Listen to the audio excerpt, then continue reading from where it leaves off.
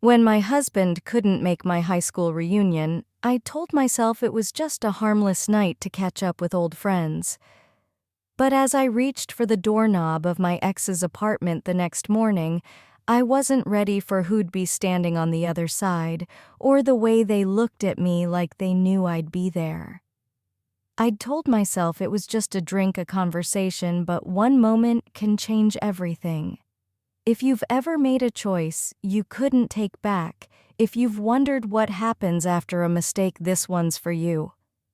I never thought I'd feel nerves stepping into my high school reunion at 34.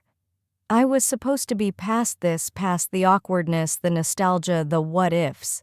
But walking into the dimly lit New Orleans banquet hall, my fingers clutched my purse too tight. I smoothed my dress, tucked a strand of hair, and flashed my best smile. My husband Henry was supposed to be with me, but a last-minute business trip sent him across the country instead. "You'll be fine," he'd said over the phone, his voice warm but distracted. "Have fun with your old friends." There was something else in his tone, though, a pause, a hesitation. "Wish I could be there," he'd added, and it struck me as odd. Henry wasn't the jealous type, or at least he hadn't been. Lately, things between us felt different, small cracks in the easy comfort we'd built, laced with something unspoken. Distance. Doubt. I tried to brush it off. We both did. "I'll call you when I'm back," I promised. But as I stepped deeper into the reunion, I knew I wouldn't. Because then I saw him, James, by the bar, laughing with a crowd, looking almost unchanged. Dark hair, that confident smile that used to make my knees weak, deep brown eyes that once held promises we couldn't keep. Our breakup had been brutal, but inevitable.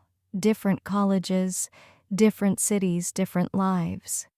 We'd tried to make it work, but the distance wore us down. Calls grew sparse, texts went unanswered until one day we just stopped. And now here he was, his eyes catching mine across the room, stealing my breath for a moment. We spent the night mingling, laughing over memories that felt like another lifetime. But all the while, I felt James's presence like a shadow trailing me. As the reunion wound down, he found me at the bar. "Let's grab a drink tomorrow," he said, voice low, familiar. "Just us." I hesitated. Henry would expect a call tonight, would ask how it went, who I saw. He'd asked about James the night before when I mentioned he might be there, his voice casual but his fingers tapping the table. "It's just a reunion, Henry," I'd said, brushing it off. But standing in front of James, the weight of that conversation pressed heavier. I should have said no. Instead, my lips moved before my brain caught up. Okay. The next night, we met at a quiet bar in the French Quarter. One drink became 2, then 3, the conversation flowing like no time had passed. He made me laugh, made me forget the weight of my polished life, my responsibilities. "You haven't changed," he murmured, his fingers brushing mine on the table. I swallowed hard. We'd both changed, but in that moment I didn't want reality. I wanted to feel 20 again, sitting across from the boy I'd loved. When he leaned in, I didn't pull back. When he asked me to come back to his place, I said yes. The air in his apartment shifted the moment I stepped inside, thick with intent, no mistaking what this was. James closed the door behind us, the soft click echoing in the silence. My pulse pounded as I turned to face him. For a second we didn't move. Then he stepped forward, hands finding my waist, his touch firm yet hesitant, like he was waiting for me to stop him. I didn't. The heat of his body bled through the thin fabric of my dress. His lips hovered over mine, teasing my breath, catching. The first touch of his mouth sent a shiver through me. Then he kissed me, deep, relentless, like he'd been starving for this. My fingers tangled in his hair, pulling him closer, erasing the years that had kept us apart. His hands traced familiar paths, rekindling sparks that never fully died. I gasped as he pressed me against the wall, lips trailing along my jaw, my throat each touch a whisper of something unspoken. He lifted me effortlessly, my legs wrapping around his waist as he carried me to the bedroom. On the bed, his weight grounded me, lips still exploring, slow, deliberate.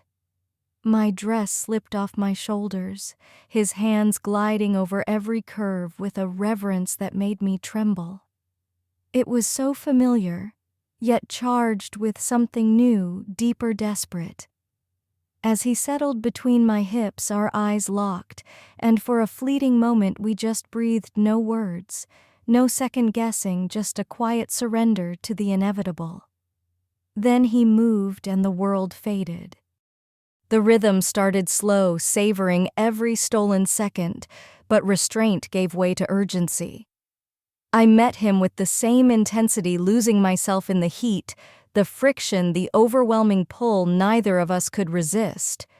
His hands gripped my hips, guiding, holding me with him as waves of sensation crashed, each stronger than the last.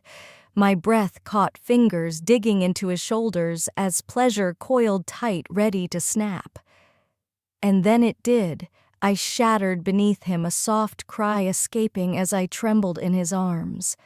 Moments later, he followed, body tensing before collapsing into me, breathless. We lay there, tangled in the sheets, the faint thump of our heartbeats the only sound. Morning came too soon, golden light spilling through the curtains, casting soft shadows over the bed. James slept beside me, arm draped over my waist, my body aching in a way that had nothing to do with exhaustion. I stared at the ceiling, the weight of last night pressing like a stone in my chest. What had I done? My hands shook as I reached for my phone, dozens of missed calls from Henry. My stomach twisted. I had to go. I slipped out of bed, careful, grabbing my dress from the floor, pulling it on. My heart pounded as I tiptoed to the door, ready to run to leave this mistake behind. But the moment I opened the door, I froze. Henry stood there. My breath caught in my throat. His face was unreadable. No anger, no shock, just still. I couldn't speak. Neither could he. We stared, the silence louder than any scream. In that moment, I knew everything had changed forever. What would you do if the truth was staring you in the face? Share your thoughts in the comments. If you love stories of choices that can't be undone, like and subscribe. Some mistakes change everything. Thanks for watching.